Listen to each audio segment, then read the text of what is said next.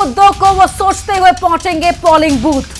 तो मध्य प्रदेश की 29 सीटों पर किस तरह की स्थितियां रहने वाली हैं, ओपिनियन पोल हम आपको बताएंगे। और ओपिनियन पोल में बीजेपी को बम्पर बढ़त, 2019 का प्रदर्शन रिपीट कर सकती है बीजेपी। ओपिनियन पोल में कांग्रेस की करारी हार, यानी जिस तरह की स्थितियां बनी हुई है 2019 में एक सीट कांग्रेस के खाते में थी, वही स्थितियां इस ओपिनियन पोल में निकलकर सामने आ रही है। करारी हार की तरफ कांग्रेस। एक सीट, वो भी छिंदवाड़ा, कमलनाथ का गढ़।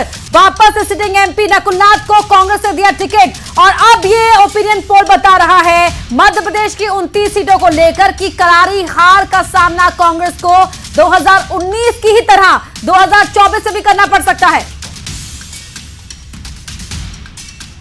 ओपिनियन पोल में 2019 का प्रदर्शन बीजेपी दोहरा सकती है, एनडीए दोहरा सकती है।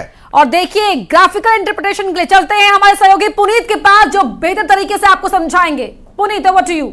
बहुत शुक्रिया अपर्णा आपका। और कुल सीटें जो हैं 29 सीटें हैं, और ये अगर पिछले 2 चुनाव की भी अगर बात कर ली जाए तो 29 सीटों का हिसाब किताब बीजेपी के लिए बहुत कुछ अच्छा रहा है। 29 का आंकड़ा ही अच्छा रहा है क्योंकि 27 और 28 तक बीजेपी पहुंच गई है, लेकिन 29 तक ये पहुंचने की हसरत रखती है, यानी कि 29 की 29 सीटें बीजेपी जीतना चाहती है। लेकिन ओपिनियन पोल क्या बता रहा है कि शायद ही ये हसरत पूरी हो। ओपिनियन पोल ये बता रहा है कि 29 में से बीजेपी 28 सीटों पर काबिज हो सकती है, और 28 सीटों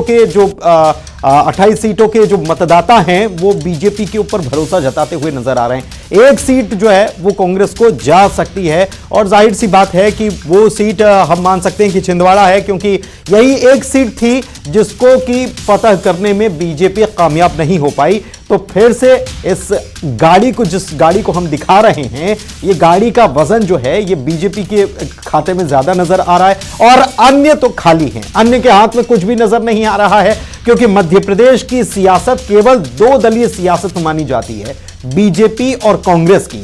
हालांकि इस बार कांग्रेस जो है ये 28 सीटों पर चुनाव लड़ने वाली है, 29 पर नहीं, क्योंकि एक सीट खजुराहो जो है वो सपा के साथ उन्होंने साझा कर दी है इंडी गठबंधन के तहत। तो बीजेपी और इंडी गठबंधन की बात हो रही है, और इंडी को एक जाती हुई सीट नजर आ रही है इस ओपिनियन पोल के तहत, जबकि बीजेपी 28 सीटों पर फतह का झंडा जो है वो बुलंद करती हुई नजर आएगी। ये मेगा ओपिनियन पोल के ये आंकड़े जो है ये बताने के लिए काफी है। आप देख सकते हैं, देखिए ये पाई चार्ट आप जो देख पा रहे हैं, इस पाई चार्ट में बिल्कुल साफ तौर पर ये भगवा रंग, ये ऑरेंज कलर जो है ये पाई चार्ट को कितना ढक दे रहा है, ये बताने के लिए काफी है कि मध्य प्रदेश में बीजेपी जो गढ़ माना जाता है मध्य प्रदेश का, हाल ही में विधानसभा चुनाव हुए और विधानसभा चुनाव में भी ये बहुत कुछ साफ हो चुका है। और उसके